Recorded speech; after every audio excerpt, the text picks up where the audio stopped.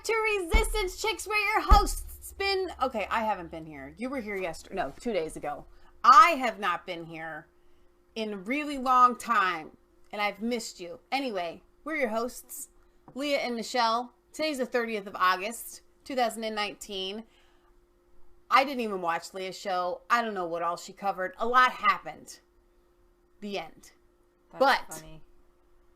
Later today, if you stick around, we're going to do a mail call. We have an amazing first-hand testimony email letter from Carrie that I'm going to read later about her daughter and sex trafficking.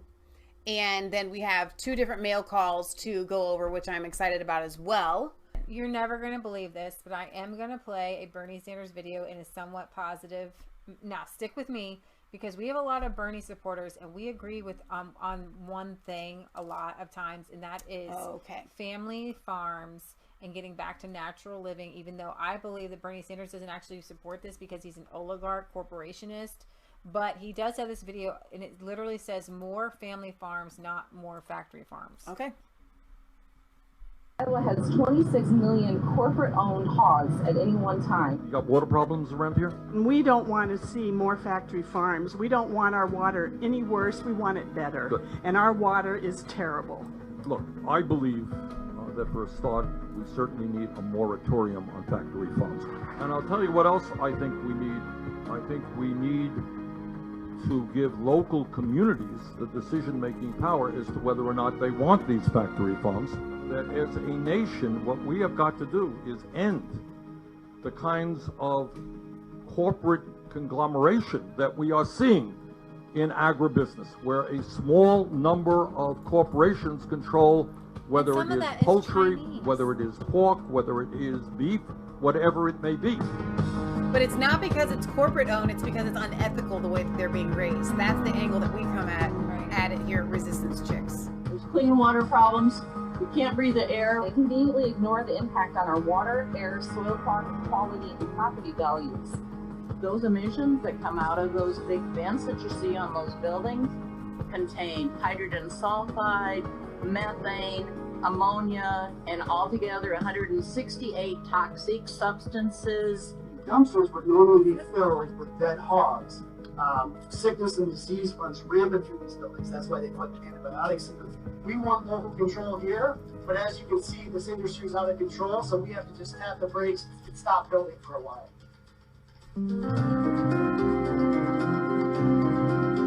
So Jean O'Meara Sanders, this is his wife, says it's a travesty. We need to support family farms rather than factory farms with our policies and our choices at the grocery stores.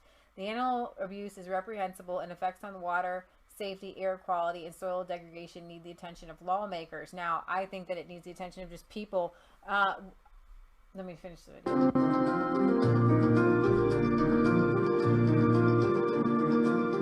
It does, though, because it's cruelty to animals, so lawmakers can step in. That's the angle I would come at.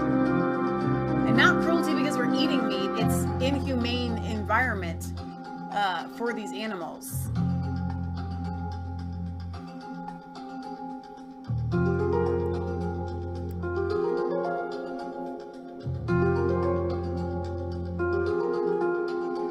The family hog farmer is virtually obsolete here.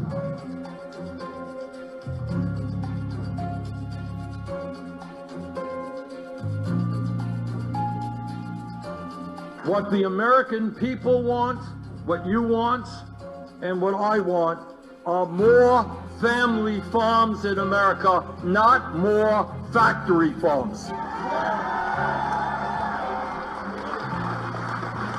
Now, let me tell you what, though. This scares me coming from Bernie Sanders. Mm-hmm. This scares the bejesus out of me. You want to know why? Because that is exactly, I got to goosebumps again, the communist line. And you had the people are thinking what we're thinking. Family farms. I'm telling you, Bernie Sanders is in the communist, he's a Russian communist. He's not a Chinese communist. He's a old style Russian communist. Right. Where the oligarchs, he calls about it the oligarchs, he's still in like a fantasy land of wanting to be Russian, wanting to be Stalin, and he read the books and he wanted to be Stalin. He wanted to be Lenin. He wanted to be at the top of the top, right? The top of the food chain.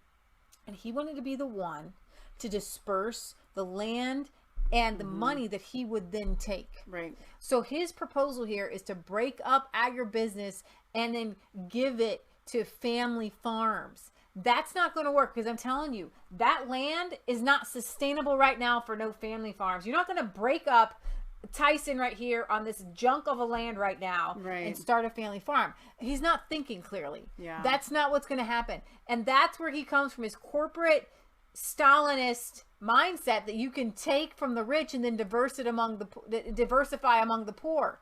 And that's why I went back and forth on whether I should share this, because I know it's communist propaganda that when the people say, yeah, more family farms, you're not going to take 1,000 acres of Tyson and you're not going to divide it into 5 acres of family farm. They just ruined. I mean, look at the pictures.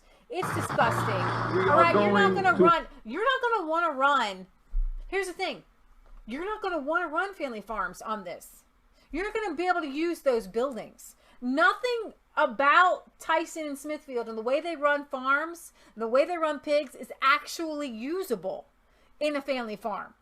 Okay? Now, if he was saying things like, we want to encourage the opening up of federal land to farmers, 5 or 10 acres here and there, you have to run it in an environmentally friendly way. Well, I'll tell you how Bernie Sanders would combat Tyson and Smithfield: by deregulating the family farm and the small farmer. Okay, by we're regulated. Legal. We're too regulated. So the only way that the small family farmer is going to make it is if you take all of these rules, you get the FDA out of their freezer, off of their farm. Right. Okay. Bernie Sanders wants regulations for big farms. Well, guess what? That means regulations for your small farm. They are going to come in and they are going to inspect everything. Do you think that Bernie Sanders wants you to be able to sell raw milk off of your farm? Do you think Bernie Sanders wants you to be able to sell beef off of your farm by the cut? No. He wants you to have to go to an FDA, USDA inspected place to make sure that you have all of your ducks in a row, and he wants to infringe on your rights. And what he does is he chokes out the small farmer, whereas if your water doesn't test 100% immaculate clean with all these chemicals in it, then you can't sell eggs at a farmer's market. That's what Bernie Sanders wants. Okay, he wants too many regulations choking out the small farmer. If he were to do that video and say, we're going to deregulate small farmers so that they can compete with Smithfield, so that they can compete with Tyson, that is the video that I would get behind. Girlfriend, you got it. And I didn't notice any family farm in this video. Yeah. I didn't notice him sitting down talking with what does a family farmer want? With young family farmers and saying, what can I do to make your job in life easier to be a family farmer? What can I help you to compete? Right. And I would say, number one, here in Ohio, like you said, in order to sell eggs at a farmer's market, they have to first be washed, which is horrible anyways. In the UK, they don't sell washed eggs. And they have to come and test your water, especially if you have well water. They have to come and test it, which is what you're talking about. You can't have a dog in your house. If you're trying to sell eggs, you can't have a dog in your house. It's ridiculous. What kind of farm doesn't have a dog? Right. Right? And we know some people who the inspector lady saw the dog and just ignored the dog and didn't make a big deal out of it. Right. But they had to go through a lot to get their well water through an infrared to get it so they could. Right. And you can sell the eggs off your farm legally, but you can't just sell an unwashed egg at a farmer's market. That's so ridiculous. The same with butchering chicken and butchering beef. Do you want to end by showing them the Thomas Massey conference or he shared? Yeah. Well, it's not like a video or anything. No, but just tell them about it. We're a part of the underground food freedom movement. Okay, it's underground because we're trying to do things and change the law, do things within the law, but change the laws to make it easier to be because we believe that these CAFOs are horrible and awful places. We believe so much that we work hard every day to make it better. That's why we just butchered 50 chickens that we raise here on our own property. Okay? That's why we get our own eggs every day here on our own property. It's why we're raising pork here on our own property. Right. But so Thomas Massey is what we call him our adopted representative from Kentucky. And we saw him at the Farm to Consumer Legal Defense Fund conference in Virginia a few years ago. And we were totally taken by this politician who puts his money where his mouth is, who is literally a genius. He's running his homestead completely off the grid. Off grid with a Tesla battery and solar panels. And he's a rancher. He's a rancher. And, all right, so here we go. I can switch over my screen now, show you guys. This conference is, oops, that's the wrong one. Here we go. Is going to happen here in Cincinnati. It's called the Rogue Food Conference at the Cincinnati International Airport Marriott Hotel. We are going to go. Joel Salatin, he's one of our favorites, as the Lord leads, is going to be there as a speaker. Thomas Massey here is going to be there as a speaker. John Moody, who we also met at the Farm to Consumer Legal Defense Fund conference that we went back to in 2015, I think it was. You can look at the speakers. I wanted to read here for you guys. The first speaker here, there's Joe Salatin, who we love, who, you know, he's got this Polyface Farms in Virginia. So go down to, keep going. This is the one you're talking about, right? The food church. Yeah. So Needy Bali, she has a 501c3 food church. It says she's the founder of the Farm to Fork Meat Riot. I love that. Nonprofit organization serving as a catalyst for reestablishing the regenerative small family farm food system. Her strategically designed CSA program educates eaters to harness the power of life-giving force through regenerative foods. Needy's Farm to Fork Meat Riot, CSA, simultaneously supports regenerative livestock production based on consumption that results in a zero-waste system. This balanced program allows farmers, ranchers, and artisans to operate with less risk and earn fair wages while growing their operations organically to fit the natural demand for this higher quality of food. Needy's passion for sharing regenerative food began after her 2-year-old daughter was diagnosed with, I have no idea, esthesioneuroplastomia in 2007. She underwent 5 rounds of toxic chemotherapy that did not stop the cancer. As a mother fighting for her child's life, Needy embarked on a holistic mission to source the cleanest, most regenerative foods from local farms. Although Needy cured her daughter's cancer with real nutrient-dense food, the damage to her vital structures from the chemo was too great, and she died in September of 2009. Since then, Needy has made it her mission to protect her family and others from the corporate food system.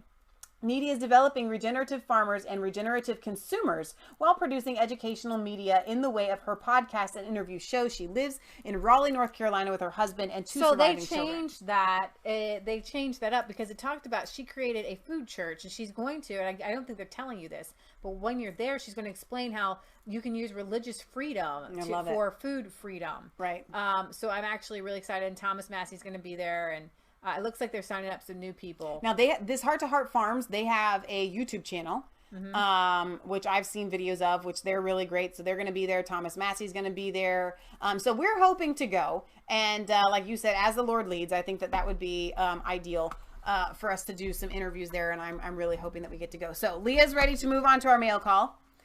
I don't know who sent these. I actually don't know who sent the other things that we're going to show you guys either, but somebody sent us these amazing hats in the mail. They say 76 with the Betsy Ross flag. That actually looks really cool on you. And I love, love, love these hats. I think they're fantastic. Whoever sent them, thank you. I wanted to wear it yesterday, but I wanted to wait for the mail call, so I didn't touch it. I've been waiting. I can't wait to wear this hat. one. I know. I'm really looking. I don't know if I want to do like the rapper dude. Actually, kind of looks a little bit like that. Yeah, you're kind of cool. Yeah, that's actually a good look. I think that was a better look for this kind of hat. Yeah, I think I might thug it. That's a thug. So the next mail call that we have, and we're going to get to Carrie's email here in a minute. Somebody sent these, and I picked them up today. Now they were sent via eBay, and they're in a closed box, so I trust them. Yeah, but we don't know why, and we should have actually made 2 cups of tea. We will for a Sunday show, right? Okay, that sounds like a good idea. But the first box is, do you want to tell them? Read it. Eggnoggin. Exceptional winter tea. An exceptional winter tea. Smell it, because I bet this smells pretty wintry. Okay. Not quite wintry, but hey, I'm guessing that this is somebody's favorite tea or appreciate. Wow, that smells like Christmas. Oh, that smells like candy. So that smells like actually a cookie. It smells like a Christmas cookie. This is going to be really fun. So Sunday we're going to try the I actually don't like eggnog. So I think I might enjoy the tea instead. Oh, you're gonna love this. I think it smells really good. It smells like a Christmas cookie, like a cinnamon Christmas cookie. It does. It does. So again, here, this is an unopened box that I have now officially opened here. And I'm going to open this tea. It's called Plantation Mint. So I'm guessing this is somebody's favorite teas, and we will enjoy them with you. So I'm excited about this. Oh, wow. That is very minty. That's very minty. Oh, my gosh. So, wow. It smells like chewing gum. Wow. Whoa. That's intense. That is really, really good. That smells awesome. It's spearmint. Oh, that smells awesome. Oh, well, that's going to be fun. Yeah. Okay. Blended with 100% So, American grown spearmint. It only makes sense to, I wonder what else is in there, because I have spearmint. I want to make some spearmint tea. It smells delicious. Okay, so Dale had asked, if you don't wash the eggs, how can you eat them? Leah? Well, I wonder if there's like a YouTube explanation on this that would be like, no, just tell them. Okay, so here's the deal. When the egg comes out of the chicken, it comes with a protective coating on it, all right? As soon as you wash the egg, that protective coating comes off. So when a chicken wants to hatch out eggs, she will lay an egg every day for up to 21 days. And she will not sit on them. Those eggs will be fine and totally edible for those 21 days sitting outside because it has its protective coating on it. As soon as she actually starts sitting on the eggs for reals, then the incubation process takes place. Now, the egg that is laid on day 1 and the egg that is laid on day 21 will be the exact same age. It takes 21 days for a chick to hatch out of an egg. And that is because of the protective coating that God put on the egg. So the reason why in other countries, they don't want you to wash the egg, because as soon as you wash the egg, it opens up the egg to permeability and it can receive bad bacteria inside of it. And then that's why they have to be refrigerated. But if you don't wash the egg, it's actually safer than a washed refrigerated egg, because now the force field that has protected the egg is not there anymore. And the only thing that's keeping the egg from going bad, the stuff can still get in it, but the refrigeration process keeps it from hatching or from developing and blossoming within the egg and making the egg go bad. You're more likely to get sick from a washed egg than an unwashed egg. Exactly. So I'm gonna play a little clip here. States, the United States Department. In the United States, the United States Department of Agriculture, or the USDA, lays out regulations for how food products should be produced and processed to ensure food safety. The United States Food and Drug Administration, or the FDA, on the other hand, determines the best. You know what? We're gonna go faster. I want you to see this. Come on, get to the chicken part. Than the US and those produced in the US to be sold in the UK. But if guidelines in both the cases are made for food safety and are in the public interest, why are they so contrasting to one another? Which of them is the right practice, or are both of them equally good? In the case of American eggs, the USDA requires its egg farms to properly wash and sanitize their eggs before they reach consumers in order to remove any dirt and feces on the exterior of the eggs. These contaminants are bacterial in nature and may pose a food safety threat when they enter a kitchen environment. For instance, one may crack open an egg and then proceed to prepare a sandwich with those bacteria-ridden hands. Also, eggshells are porous, so there's a possibility of microbes leaking inside the egg. As per the regulation, eggs are washed with warm water at least 20 degrees Fahrenheit warmer than the internal temperature of the eggs and at a minimum of 90 degrees Fahrenheit. A detergent that won't impart any foreign odours to the eggs is also used. After washing, the eggs are rinsed with a warm water spray containing a chemical sanitizer to remove any remaining bacteria, and then are dried to remove excess moisture. Every step of this whole process is scientific because so a dry and water provides an excellent vehicle for pathogens. Duh. So Britt Boston says, Michelle, the EU regulations demand the eggs get washed, but the UK does also have free-range eggs that aren't washed. They still have dirt and mud on them from where they are laid. For bacterial growth, and water provides an excellent vehicle for pathogens such as salmonella. The right temperature of warm washing water is important. Well, that's not the video I wanted anyways. Okay, so I want to get to this email from Carrie because it's really important. So we're switching to a more serious subject here. All right. So Carrie says that I can share this with you guys. It's why she sent it. Okay. So, and she sent it after we did our video on sex trafficking.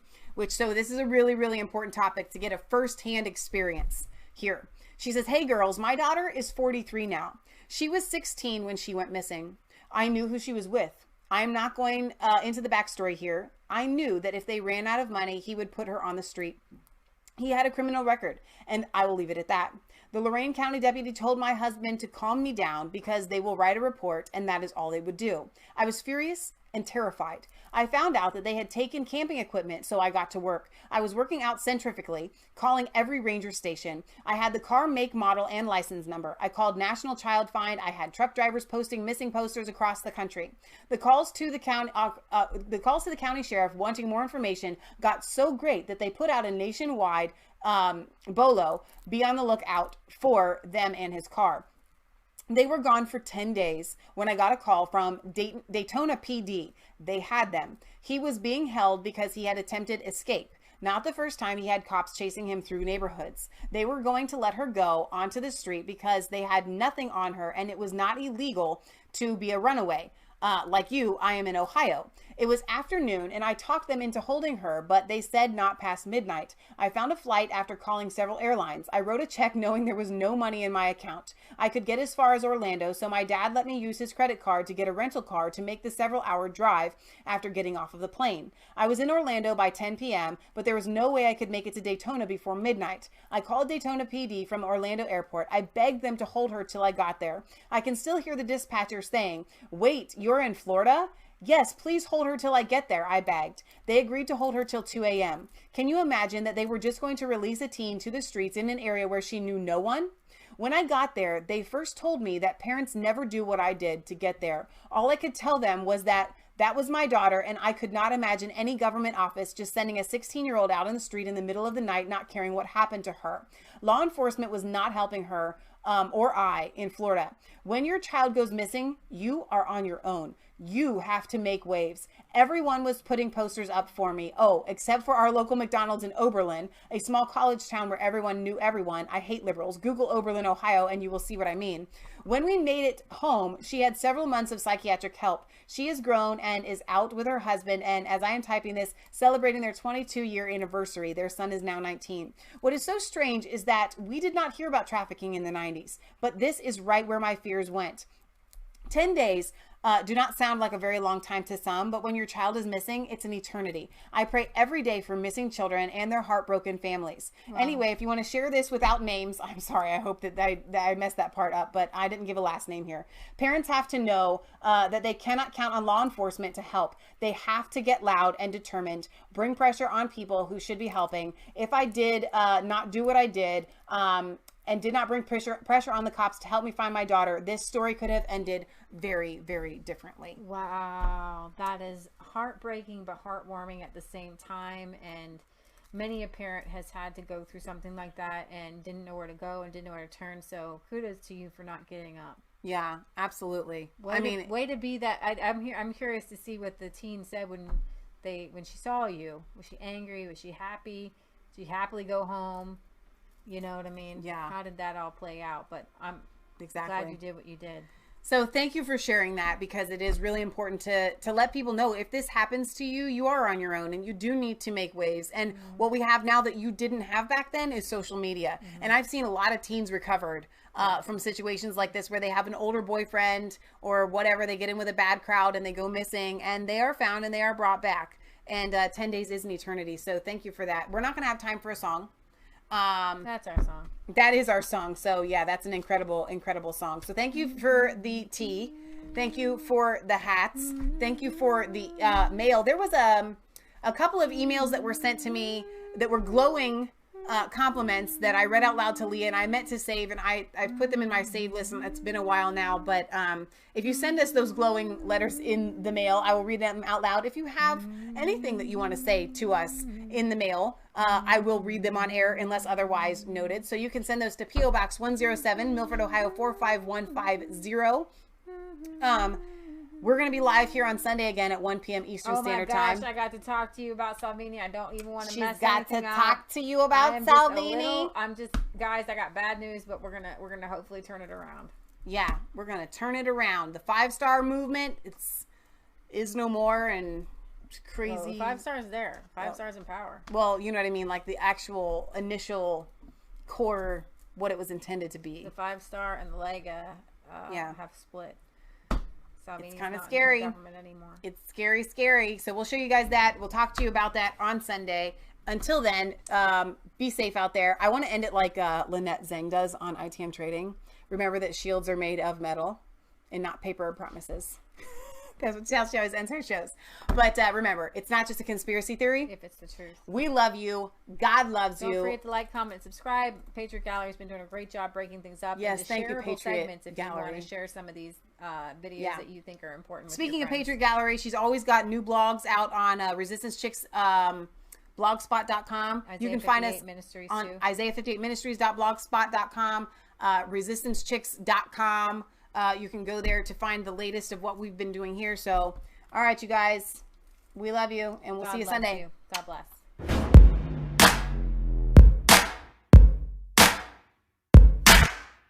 I was cold all alone. No place to home every day. So afraid, but you called my name.